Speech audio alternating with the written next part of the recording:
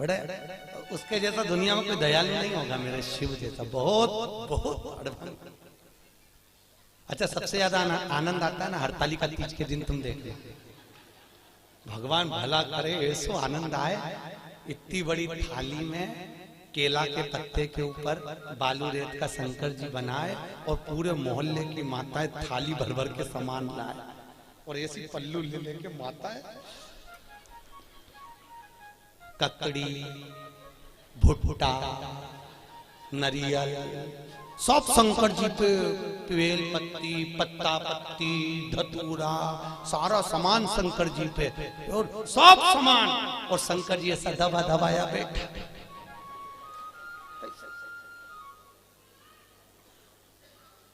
पार्वती जी बोली हटाऊं क्या? शंकर जी बोले धरे रहने दे, अब तो सुबह 4 बजे हटेगा। और ये पूरी रात भजन गाती फिरे, तांबा का हंडा तातो धरो पानी। शंकर जी बोले रहने दे, सुबह से लेकर शाम तक में 25 बार नहवा दी।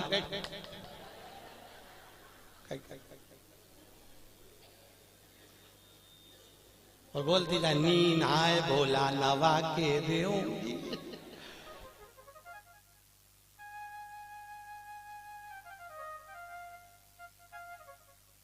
इससे ज्यादा आनंद आवे तो कावड़ यात्रा में तुम देखना, और ऐसी भीड़ और लोग कावड़ ले लेके और भगवान पे जो गंगा जल फेंके। जो यहाँ की कावड़ तो हमने नहीं देखी कि यहाँ पर पानी कैसे चढ़ाने देते हैं, पर काशी में तो ऐसी भीड़ आती है और गंगा जली ले लेके पानी भगवान शंकर पे फेंकते हैं। और कहीं कहीं का तो गंगा जली, और पार्वती जी माँ पीछे कांच में बैठी, और बैठी बैठी के भोलेनाथ जी क्या स्थिति है। शंकर भगवान बोले आन दो, अपन तो बैठे।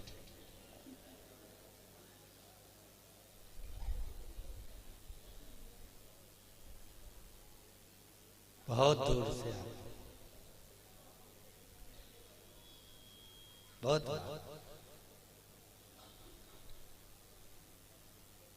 और आनंद इतना रहे ना हरतालिका तीज के दिन, माताएं दो सुबेरे से लेके 12:30 बजे तक बहुत अच्छी दिखती है।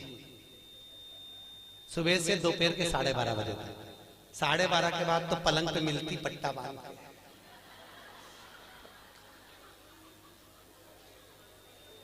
फिर 4 बजे उठती, फिर जाके नहा के बाल, तो भी मुंह पे स्माइल बिल्कुल नहीं रहे, बेचारी ऐसी रहे जैसे मरी हत्या।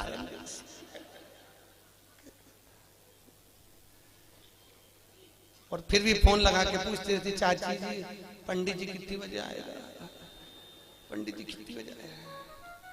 और पहली पूजन पे चाय पी गई, पहली पूजन के बाद। हमने पूछा माता जी इसमें तो लिखा है कि दूध पिए तो बिल्ली बने, सोए तो अजगरी बने, बोले तो मेंढकी बने, तो तू तो चाय पी रही, किताब में चाय का नहीं लिखा। हमने फिर डबल से पढ़ी हरतालिका तीज की किताब, तो हमने देखा वास्तव में हमें चाय का नहीं था। माता इतनी चतुर, जो चीज का नहीं लिखे वो निपटा जा रहा है। इसलिए किताब छापने वाले ने भी अच्छा करा, सब चीज लिख दी। सोए तो ऐसा, दूध पिए तो ऐसा, बेचारे को नहीं मालूम होगा कि चाय भी चलेगी, तो वो भी लिख देता है।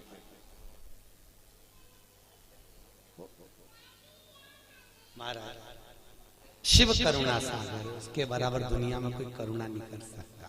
राम जी की सेवा में तो ये भी चाहिए वो भी चाहिए, और कृष्ण की सेवा में भी ये चाहिए वो चाहिए, और शंकर की सेवा में तो पानी चढ़ाओ तो ठीक है, नहीं चढ़ाओ तो ठीक है, नहीं तो यहाँ तो शास्त्र कह रहा है मुझे कुछ भी प्रिय नहीं है। शिव कहते हैं मुझे केवल एक प्रिय है और वो सत्य प्रिय है, इसलिए सत्यम शिवम सुंदरम, मुझे सत्य प्रिय है। इसलिए जो मर जाता है उसको तोप के ले जाते हैं, तो चिल्ला चिल्ला के जाते राम नाम सत्य है। दुनिया के लोग इसलिए चिल्ला के ले जाते हैं कि इसको स्वीकार कर लेना, इसी ने सत्य बोला है, हम तो यूं ही झूठे ला रहे। हमारा काम तो इकट्ठा करके तुम्हारे यहाँ छोड़ना। असत्य नाम, सत्यमय जीवन को जियो।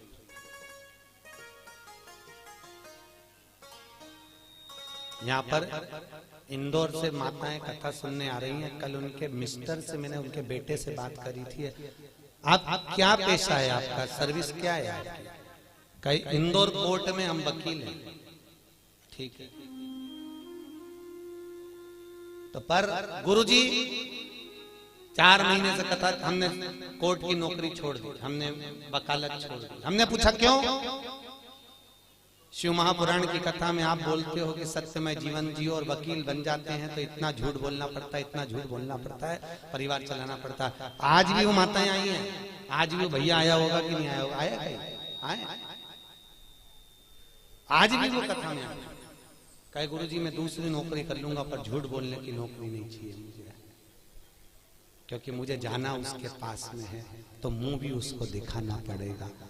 और अगर मेरी जिंदगी, और आपसे भी निवेदन है, तुम झूठ बोल रहे हो अपने परिवार को पालने के लिए चलेगा, पर थोड़ा सा सत्यमय जीवन जी लो। हफ्ते भर में एक दिन ऐसा बनाना जिंदगी में कि आज मैं दिन भर झूठ नहीं बोलूंगा, चाहे मोबाइल हो चाहे परिवार हो, बिगड़े काम बिगड़ जाए पर झूठ नहीं बोलूंगा। अपने जीवन को आज मैं सत्यमय जीऊंगा। केवल सत्यनारायण की कथा कराने से, शंकर पे पानी चढ़ाने से शंकर नहीं मिलेगा भाई। थोड़ा जीवन को सत्यमय जीना पड़ेगा। बहुत जीवन को तुमसे नहीं बनता, स्पष्ट कह दो मेरे से ये काम नहीं बनता, बनता तो करो सत्यमय जीवन जियो, झूठ नहीं, झूठ नहीं। मेरे को आता ही नहीं, जो आता वो आया, सामने आया, जो चीज है वो सामने। सत्यमय जीवन जियो, बहुत अच्छा लगेगा आपको। आपकी जिंदगी में आप सुंदरता प्राप्त करें। सत्यम शिवम सुंदरम, अगर सत्य बोलोगे तो शिव मिलेगा, और शिव मिल गया तो जीवन सुंदर हो जाएगा। क्यों जीना सत्यता में? क्यों जीना सत्य? असत्य के चक्कर में एक गांव के पंडित जी मर गए, बहुत विद्वान कथाकार, बड़े विद्वान प्रखर, और मर गए तो नरक में चले गए। अब गांव के 2-4 लोग और मर के नरक में गए, तो नरक में गए तो पंडित जी मिल गए। तो गांव के लोगों ने कहा पंडित जी तुम तो हमारे गांव के इतने विद्वान पंडित जी थे, तुम तो खूब पूजन पाठ करते थे, फिर नरक कैसे चले गए? पंडित जी बोले ये मैं खुद नरक नहीं आया, पत्नी के चक्कर में आया। तो पत्नी ने कहा नरक भेज दिया तुमको? वो रोज तैयार होके आके मुझसे पूछती थी मैं कैसी लग रही, तो मुझे रोज कहना पड़ता था तू बहुत जोरदार लग रही, भले वो बेकार दिखे पर कहना तो अच्छा। तो ये झूठ बोलने के चक्कर में, तो माताओं से निवेदन है, आधे से ज्यादा पति तो तुम्हारे चक्कर में नरक जा रहे। जी जियो, तुम लोग पूछो ही मत करा करो कि मैं कैसी लग रही। और कहीं का पड़ गया एक आध माथा, तो एक वो कहे ना, एक कहावत है ना, एक पति तैयार हो रहा था और पत्नी सज धज के, वो पति ऑफिस जा रहा जूता पहन के, और ये वहां आके खड़ी होगी, ए जी मैं कैसी लग रही, मैं कैसी लग रही? पति जूता बांध के जा रहा था ऑफिस, बेचारा बैग उठा के, फिर पूछा बोलो तो सही में कैसी लग रही? पति बोला ऐसी लग रही जैसे हरी घास में भैंस चल रही।